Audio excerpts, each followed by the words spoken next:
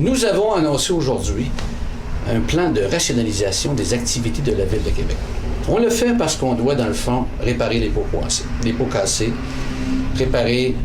revenir sur les gaffes du passé.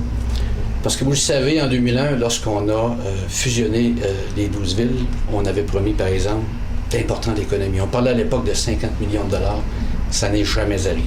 Dans le fond, il y a 400 employés de plus à la Ville de Québec qu'il y en avait à cette époque-là.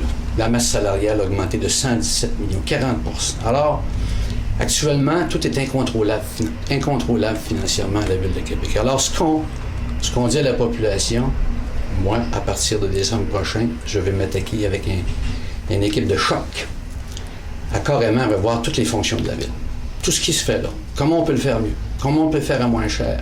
Et dans le fond, le leitmotiv, c'est quoi? Comment on peut en avoir plus pour notre argent?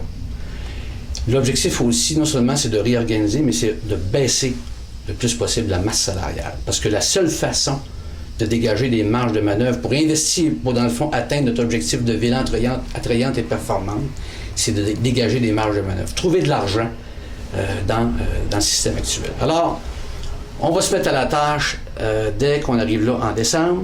C'est pas facile, on sait qu'on propose une espèce de petite révolution. Moi, c'est ce qui m'anime dans cette course à la mairie-là. Je ne vais pas là pour, les parties du 400e anniversaire. Je vais là carrément pour restructurer la ville. C'est ça qui m'intéresse, c'est ça mon grand défi.